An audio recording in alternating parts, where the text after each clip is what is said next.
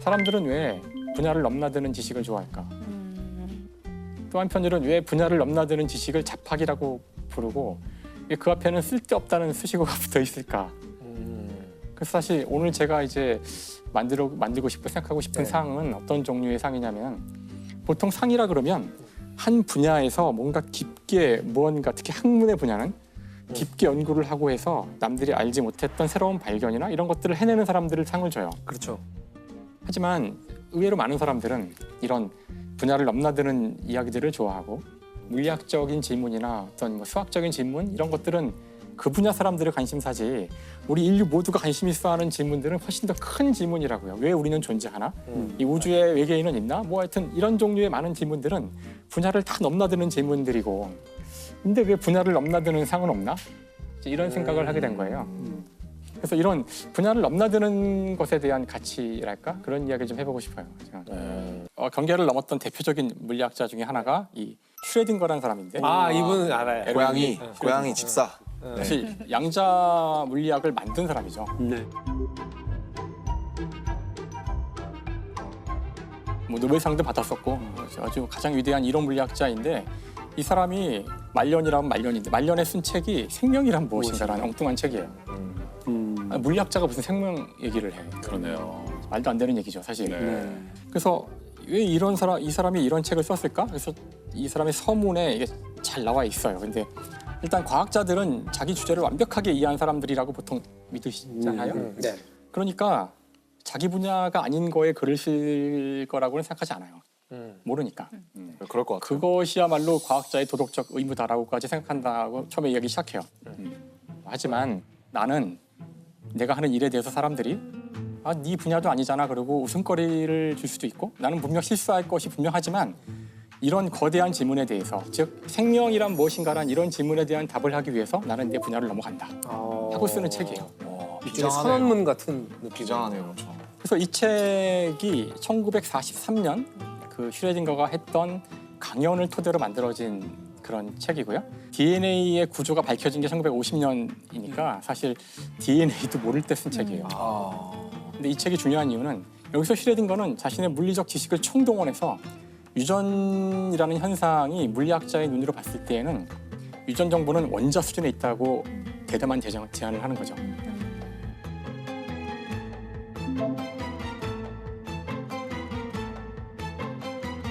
근데 그리고서 마지막에 실수를 하죠. 마지막에 자기 생각에는 그 물질은 단백질일 거다라고 실수를 해요. DNA인데 지금 하려는 얘기는 그 슈레딩거는 이 중요한 이런 질문에 대한 답을 하기 위해서 자기의 최선을 다했고 물론 실수를 했고 옳은 것도 있고 하지만 누군가는 이 사람의 실수는 보지 않고 그 실수를 채워서 올바른 답을 낸 거죠. 그렇죠. 그래서 이게 중요한 저는 어떤 교훈이라고 생각하는데 선을 넘어야 되는 이유는 저쪽에서는 알지 못했던 알 수 없었던 그런 어떤 직관이나 네. 새로운 맞아요. 통찰을 맞아요. 다른 분야의 사람이 와서 줄 수 있을 거라는 거예요. 그렇기 맞아요. 때문에 중요하죠. 대신 대가는 이제 가서 바보가 되거나 그렇죠. 실수하거나 틀릴 그럴 수 수 있다는 있죠. 거죠. 근데 그것을 두려워하지 않고 그 정도를 감수할 용기가 없다면 우리는 이런 질문들에 대한 답을 영원히 할 수 없을 거다 하는 거예요. 네, 그래서 그 김상우 교수님이 2020년에 상을 주고 싶으신 분이 이 슈레딩거 씨인가요? 아니에요. 그래서 아, 이상한데 아니야? 아, 책 몇 권 있는 거예요? 몇 권? 자, 이제 계속 드디어 써주실 것 같아요. 이제 드디어 계속 나온다. 네. 이분이 아니에요? 네. 그래서 이제 마지막 여기 자기 이름 이제- 써놓은 거 보세요. 저기 뭐 훔쳐갈까 봐. 이거 옛날 근데 진짜 정자로 또박또박 이게 쓰신다. 옛날 학생들이 이렇게 써놓잖아요. 아, 저 김상우. 그래서 제가 상을 주고 싶은 사람이 누굴지 이제 이런 상을 주려고 하는데 줄 사람들이 여러 경계를 넘은 근원적인 질문을 사람들과 던졌고 근원적인 질문을 던진 사람들에게 상을 주고 싶어서 쭉 생각해 보니까 여러 사람이 떠오르더라고요. 네. 데이비드 크리스천이라고 빅 히스토리 네, 네. 책을 쓴 사람도 있고 그 유발 하라리도 사실 사피엔스도 스티븐 핑커도 넣을 수 있을 것 같고 그 통섭이란 책을 쓴 에드워드 윌슨? 에드워드 윌슨도 넣을 수 있을 것 같고 여러 사람들이 있어요. 근데 그 가운데 제가 가장 상을 아마 첫 회에 주자면 이게 첫 회니까 네. 이러니까. 제레드 다이아몬드에게 책을 주는 게 가장 맞지 않을까.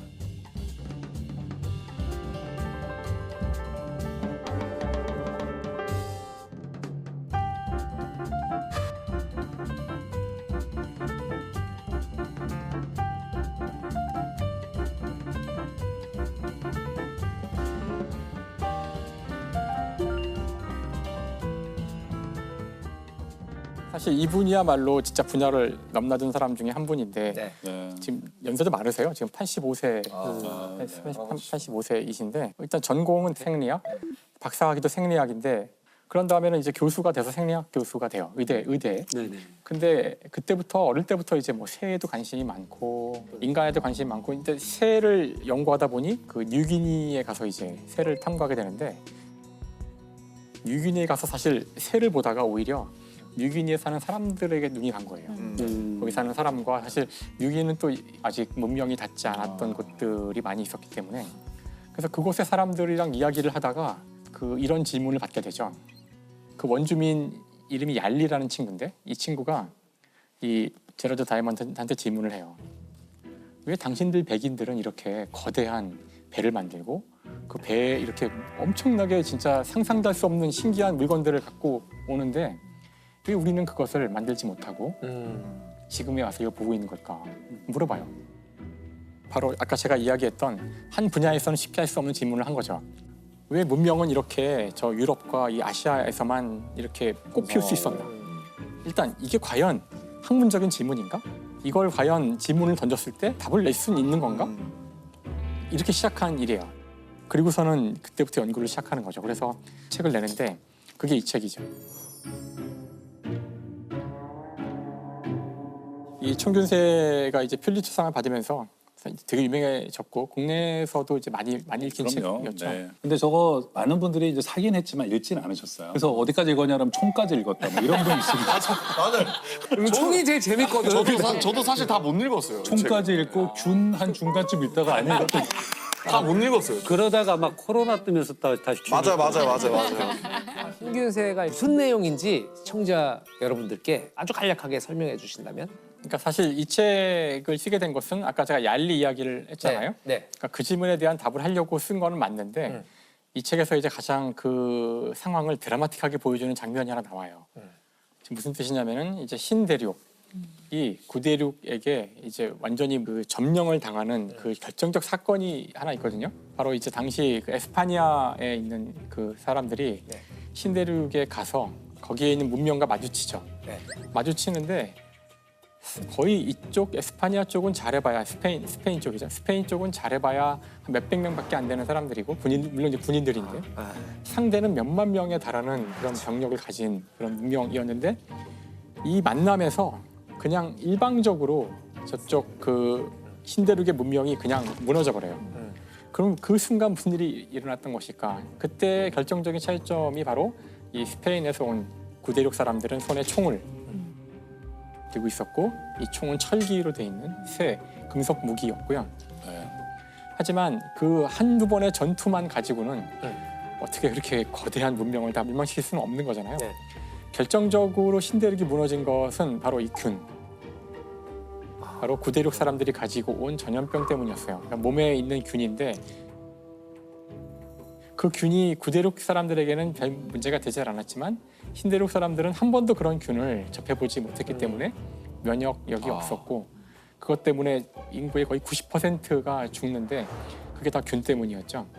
그럼 이건 이제 팩트고 이제 이 책의 질문은 왜 그렇다면은 그 사실 균에 대한 내성이 뛰어난 것조차도 이 구대륙 사람들이 더 우월하다는 증거인가? 여러 가지 질문을 할 수 있는데 도대체 왜 이 총균세를 그들은 갖고서 왔는가 하는 거죠. 그래서 이제 그것에 대한 답을 차근차근 찾아가기 시작해요. 그래서 사실 이 책의 결론은 한 줄이에요. 그 두 대륙이 갖고 있는 지정학적, 지리학적인 차이 때문이라는 거예요. 그래서 이 구대륙은 인간이 살기에 좋은 이 온대 지방이 굉장히 넓게 분포가 돼 있어요. 그러니까 아마 아시아부터 유럽까지를 쭉 생각해 보시면 굉장히 넓은 지역에 저 사람들이 많이 살고 있었고 그 수많은 사람들이 문명을 만들어서 교류를 하면서 지식을 서로 공유하고 그런 지식 가운데 하나가 이 총과 새와 같은 걸 만드는 그런 기술들이겠죠. 뿐만 아니라 이 넓은 지역이다 보니 여기에는 수많은 인간이 작물로 삼을 수 있는 식물과 그다음에 가축들이 있었다는 거예요. 그런 것들이 사실 균과 관련되는데 이 가축을 키우게 되면 이제 필연적으로 가축이 갖고 있는 여러 가지 균들이 옮아오죠. 우리가 네. 만나게 돼요. 그래서 일찌감치 그런 가축들을 많이 가지고 있었던 이 구대륙 사람들은 이미 균에 많이 적응이 돼서 많은 사람이 죽긴 했지만 그 대가를 치르고서 내성을 갖게 됐지만 신대륙은 이런 대형 포유류도 없었고 왜냐하면 바로 신대륙의 구조가 이 남북 방향으로는 좁고 길게 되어 있는 구조거든요. 네. 여기 사람이 잘 살 수 있는 지역은 온대 아주 짧은 지역밖에 없는 거죠. 네. 그다음에 여기는 충분히 큰 그런 포유류도 없었고 수많은 작물도 없었고 그 구대륙 사람들이 두 문명이 만났을 때 일방적으로 우위에 있었다는 거예요. 그래서 구대륙과 신대륙의 어떤 문명의 차이는 그들의 유전자나 그들의 어떤 민족의 우월성에서 온 것이 아니라 그들의 지리적 위치에서 온 것이다라고. 근데 이 한 문장을 보이기 위해서 이만한 책을 써야 했던 거죠. 그래서 사실 이 책은 두께만큼이나 읽기가 쉬운 책은 아니거든요. 근데 이 책의 아니더라고요. 진정한 가치는 사실 생리학자가 인류의 역사에 대해 쓴 책이에요. 되게 웃기는 거죠, 사실. 즉 과학자의 시각으로 역사를 보고 있는 거예요. 자연과학자의 시각으로 뭐 수많은 종류의 콩이나 식물과 이런 것들을 비교하고 다 검증하고. 네, 종류가 훨씬 더 많았다는 것. 그러니까 우리가 우월해서가 아니라 동아시아에는 유독 콩이 많았고 다양한 종류의 그러니까 인구 밀집도가 높아질 수밖에 없었어요. 물론 반론도 많았고 논쟁도 많았어요. 그러니까 이것이 이제 그 환경 결정주의라 그래서 인간의 많은 부분들을 오로지 환경으로만 치환해서 보는. 그럴 수 있겠어요. 근데 결론만 그거는 놓고. 사실 모든 종류의 논증은 무엇 결정주의나 극단주의로 몰아갈 수 있어요. 그렇죠. 저는 오히려 아까도 그 슈레딩거의 책을 이야기했지만 슈레딩거의 책을 놓고서 수많은 비판을 할 수 있어요. 단백질 아니잖아. 여기 중간중간 나오는 수많은 틀린 얘기들도 있어요. 아직 클리어하게 모르니까. 하지만 우리가 무언가 이런 중요한 질문에 대한 답을 하고 싶다면 그 사람의 잘못을 자꾸 쑤시고 그럴 것이 아니라 우리가 이 사람이 분야를 넘었기 때문에 볼 수 있었던 통찰에 집중해서 그 사람의 아이디어를 본다면 우리가 진짜 그런 문제에 대한 답에 접근해 갈 수 있다고 생각해요. 예, 그래야지만 우리가 뭔가 얻을 수 있는 거죠. 그렇죠. 그래서 올해 첫 번째 상은 제로드 다이아몬드에게. 야, 시상식 시작된 지 뭐 거의 1시간 만에.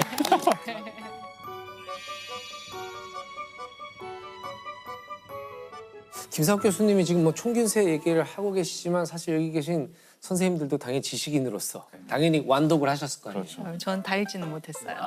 균까지만. 인간적이시다. 네. 저는 균은 못 갔던 것 같아요. 저는. 선생님은 어떻게 보셨나요, 이 책? 저는 뭐 사실 저 책이 얘기하고 있는 굉장히 무서운 진실은 우연이라는 거거든요. 그렇죠. 이 인류사의 커다란 흐름이 뭐 인종이 잘나서도 아니고 뭐 종교가 좋아서도 아니고 어떤 지리적인 우연으로 어떤 문명이 세계를 지배하게 되었다는 것인데 이걸 보고 있으면은 그게 또 이제 놀랍고 사실 우리가 이 나라에 태어나고 어떤 성으로 태어나고 또 어떤 계급으로 태어나고 이 모든 것들이 우연이라는 걸 알면 저는 좀 자기 인생에 대해 다른 관점을 갖게 되지 않을까. 겸손해질 수도 있고. 예, 그렇죠. 세상에 지금 많은 것들이 되게 파편화되고 있고 어떻게 보면 학문조차 파편화가 된 것 그렇죠. 같다고 네. 느껴지는데 그러면은 자팍의 관점으로 세상을 보는 것이 세상을 조망하는 것이 우리의 어떤 체감하는 일상에 뭔가 좀 도움이 될까요? 저는 그런 생각은 우리 고등학교 때까지는 약간 잡학으로 살잖아요. 아무리 자기가 문과 이과 나눠져도 그렇죠. 지리도 공부하고 국어도 공부해야 되고 뭐 영어도 공부하고 수학도 공부하고 그리고 이과생이라 할지라도 어떤 문과적인 것들을 약간씩 배우는데 대학이라던가 아니면 조금 더 가서 한번 대학원에 가서는 약간 전문화 되더라도 저는 평생을 살아갈 때는 약간 고등학생처럼 살 필요가 있다. 그러니까 내가 지금 뭐 과학을 가르치는 교사든 아니면 의사든 간에 지리에 관해서 재밌는 책이 나오면 약간 보고 그다음에 문학책도 좀 보고 그다음에 이거 보는 게 왜 필요하냐면 인생을 한 번밖에 안 살잖아요. 그렇다면은 자기가 배운 전문적인 지식으로 인생에 닥쳐오는 수많은 일들을 처리하기 어려워요. 결혼도 해야 되죠. 그럼 사람의 마음도 알아야 돼요. 예를 들면 연애도 해야죠. 그러면 사람의 마음이라는 정말 알기 어려운 어떤 걸 알아야 되고 또 여러 가지 또 우리 인생에 닥쳐오는 또 슬픈 일들 뭐 이런 것들을 우리가 감당하면서 살아가야 되기 때문에 고등학생처럼 살아야 돼요. 아, 너무 피곤할 것 같아요. 고등학생처럼 산다는 건 되게 와닿는 비유긴 한데 숨이 턱턱 막히는 비유긴 한 것 같아요. 쉽게 말해서. 근데 시험을 보지 않는 고등학생. 수능이 없는 고등학생. 수능이 그치? 없는 흥미만 느끼면 그것처럼 재밌는 게. 그렇죠.